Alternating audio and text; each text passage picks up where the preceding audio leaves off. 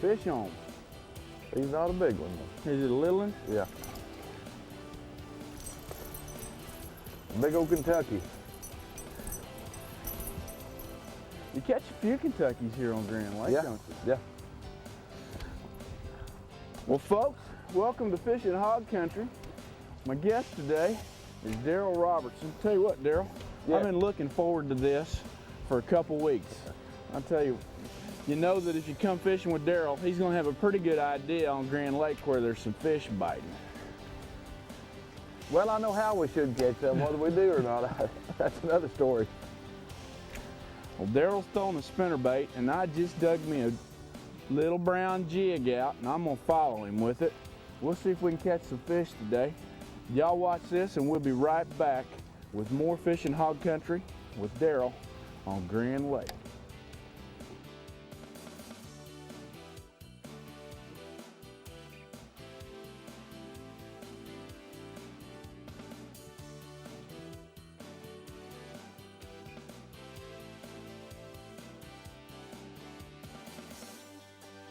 You're watching the Fishing Hog Country television program featuring express boats.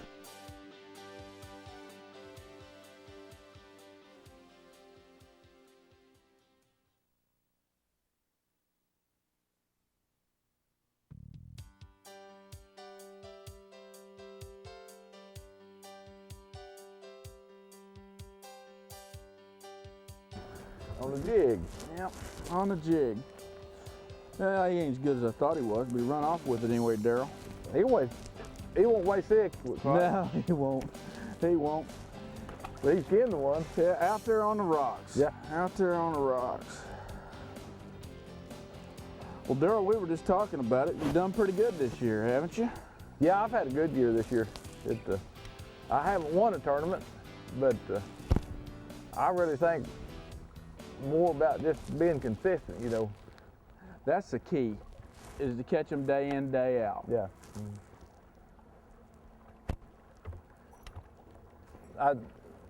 One thing I've done this year that, like the first 4 tournaments in that FLW, I was leading it for Angler of the Year by 21 points.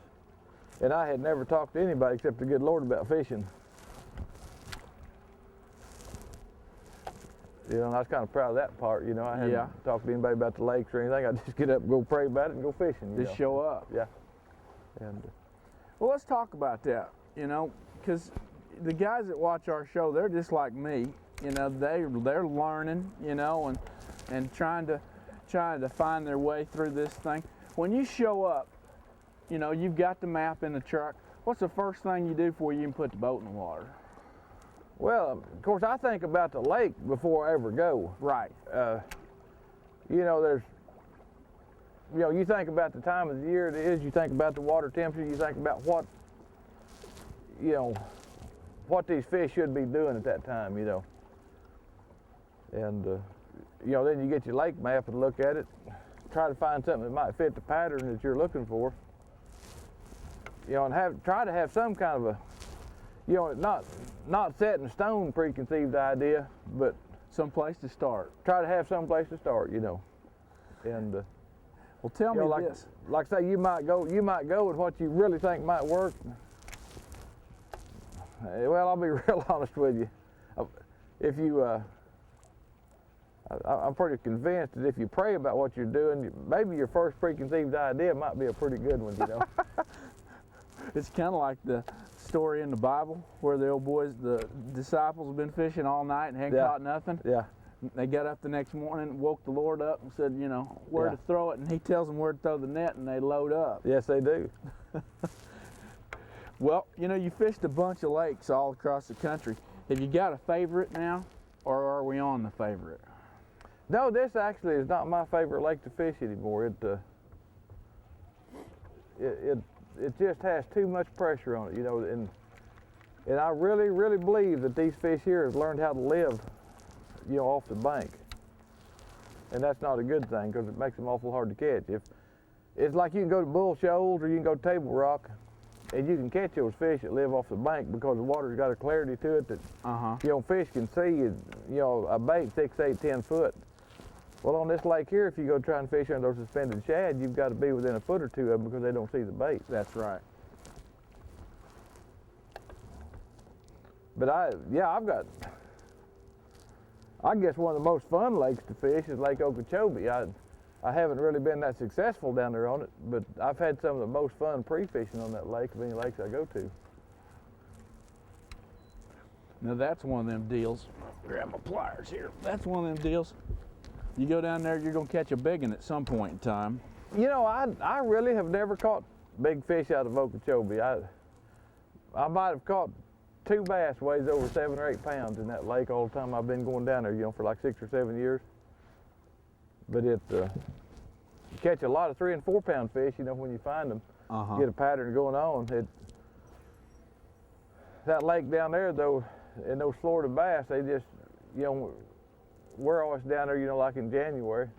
And you'll be down there and the weather's pretty and nice and the fish are biting every cast, and then you'll get a cold front come through there and those fish just don't bite. You know, they just quit.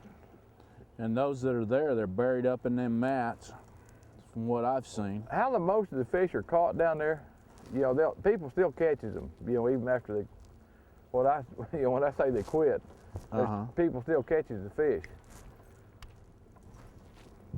But I fished with a guy one day that's fishing us, and I caught him that day. I got to check that tournament. I fished like 30, but I was catching him on a jerk bait, which Okeechobee doesn't have any place to throw jerk bait. You know, I just happened to find a hole in the grass with about 6 foot of water, and it was about an acre of bare ground, you know, with grass all the way around it, and these fish were coming out in this hole to feed. And I just fished round and around it for 2 days, and I finished like 30th. But that guy was fishing a fluke's what he was fishing. And he'd throw it out there, and I mean, I was fishing slow because I didn't have no place to go. I just trolled around this hole throwing a jerkbait all day long on the edge of that grass. And he'd throw that fluke out, and he'd actually sit there and let line out so that thing would lay on the bottom while I was going slow. And he might set that hook and that thing would be back there 75 yards behind the boat. But what he was doing was letting that fluke just lay on the bottom. And that's how he caught him. And he wound up catching 4 fish that weighed like 13 pounds that day. I had a limit that weighed 11 or 12, but he had 4 that weighed like 13. I guess that's kind of a lesson to hang around and watch them local guys, you know? Yeah. Well, this guy wasn't a local, but I think evidently he'd been fishing with some local people. But that lake's always been notorious for that. When those fish, when they don't bite, you know, like Cincos, you know, Cincos are really good bait to throw down there. Yeah. But I don't have time to fish it like they fish it. You know, I'm too nervous and high strung. And the clocks are running. Yeah. Is it a good one? Yeah, he's good. That's a good one. Here he comes. That's the kind we've been looking for right there, Darrel. There'd be one in here. I'll take that one all day. Good thing we had a trailer hook on him. Nice fish, really nice fish. All well, right. Let's catch another. I knew they was biting. I just didn't know when it was going to happen. You keep putting it out there. I was right underneath that styrofoam coming around the end of that. Darrel, I'll tell people all the time, the one thing that I've learned to do is, you know, that's helped me more than anything in this world is to throw underhanded. Yeah. I mean, that is just so important to learn. Yeah, you have to learn that because you can't, you know, like fishing around these docks right here, you cannot fish over. I mean, if you're going to tell a guy that's going to take up bass fishing one thing to learn, and you can learn that standing in the driveway, you know? Yeah. Or get out in the shop building. Yeah. In the wintertime, I'm over you. That's all right, here we go. Get out in the shop building. Yeah. In the wintertime, put your coffee can over there and sit there and flip. We're doing a good job of it right there too. We're doing a heck of a job of flipping when you're catching that. Yeah. I don't think he'll weigh 6. You want me to get the net? Yeah, I don't think he'll weigh 6, but I think he's kin to one. Well, he bit that little chartreuse crankbait, didn't he? Yeah. That's a good looking little square bill crankbait. Yeah. I got that on sale too. That's the best kind. Look at that big old bass. Ain't that dandy? Catch another one. I finally figured them out. After all morning. I got a fish, boys, if I can get him out of that rope. Get him out of the rope. What do you think, Darrel? We're on them now, buddy. That's a pretty good fish, isn't it? Well, what's the deal with this fish right here? That's what was chasing that shad while we go back there in that other dock back there. Well, you can see where I caught him at, down there in the muckety muck. Yeah. That's a pretty good fish. Yeah, he's on the bottom. They're making us work for them, aren't they? We got them figured out now, though. How many pitches did I have to make to catch that fish on that jig? You got one there too? Lost him, dadgummit. Lost that fish. 2 bites and 10 feet. He was a pretty good fish too, that there was. You know, I run that spinner bait by that's got a boat floater in there. I run it by there like 3 or 4 times before that fish ever bit. Well, I got to get all this moss and crud off my line here. Let's catch another one here. We're figuring them out. We finally got some structure that's got some shad on it.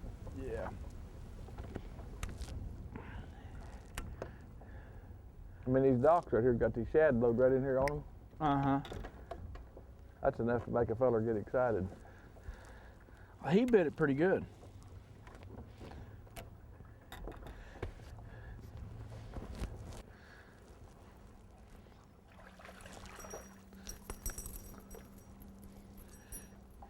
Well, that might keep. He'd be a borderliner. We're just gonna say he would. We ain't gonna measure him. Yeah. Oh, he's. If he wouldn't keep, he skinned to one that would. All the water we've covered and here on this dock, we've caught 2 and had bites. Yeah. Well, it's one of the first places we've fished all day long. Goes actually the shad are right in there where we're fishing. Uh-huh. We can go back down that thing flipping too and catch some more.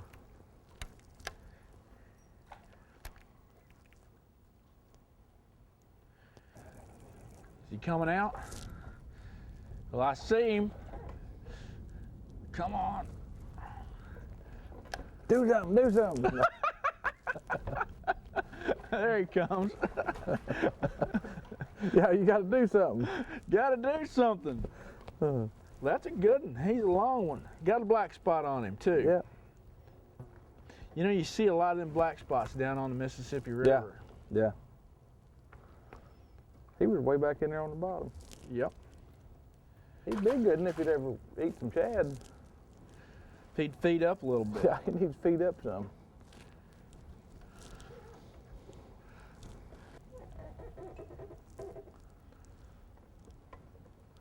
There's a fish underneath all that stuff right there. Back where we slow down a little bit, we'll fish it. Corner. Look here, big old fish. Big one, huh? Yeah. I had a big one after it, and that little one ran there and got it. Took it from him? Yeah. That happens to me all the time. Yeah, he was a good one after it.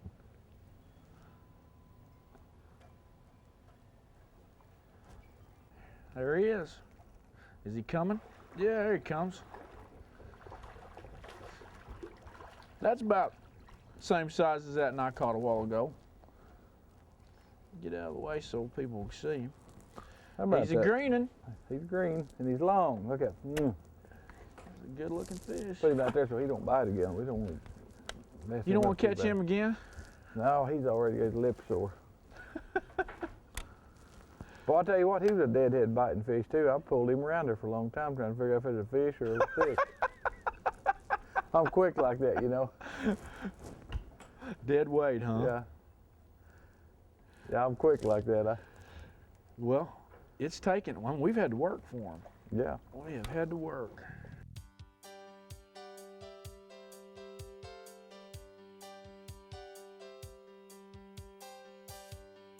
Get that dude. That's the best one we've had today.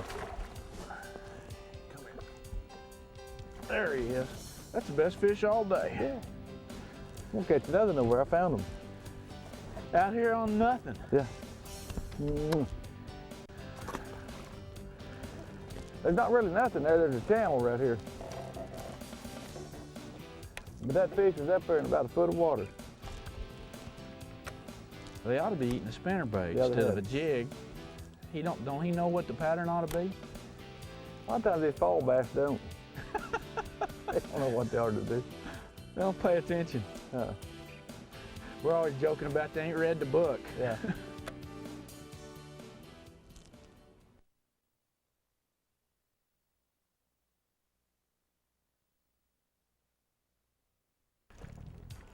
That's good, isn't it? Don't jump, don't jump.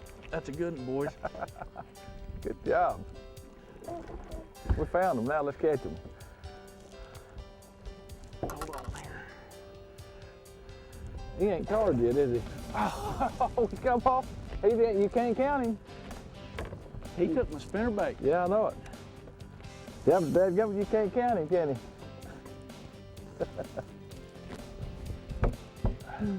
you? Man, that's aggravating, Darrell. Yeah. He's a good 4-pounder. Well, Darrell, I appreciate you coming and going with me today. Well, I enjoyed it. We'll figure out what's going on. We'll go do it again. Yeah. It took us a half a day to figure out how to catch one. Well, you know, it's fishing, and you know, sometimes you don't go out there and just catch them right away. And you know, it's all about learning. Yeah. All about learning. Well, I'm going to ask you the question I asked you a long time ago after you'd won the big tournament in Florida. But I'm going to ask you again just for the benefit of those folks who didn't see it. You know, you've won all this money, been everywhere, done all this. Do you still just have a good time going fishing? Yeah, I just love it. I count it a blessing to get to go fish for money, and I count it a blessing that the good Lord blesses me every once in a while I win some, you know. But you know, I've got a couple of grandsons, I've got some son-in-laws, and there's not enough days in the year, you know, to get to fish as much as I'd like to with everybody. Right. But well, that's the thing, you know, fishing's the joy. yes. You know, and if you can go fishing and enjoy it and make a little money once in a while, that's a good deal. That's a blessing. That's what that is. Well, let's go get some pizza. Sounds good to me.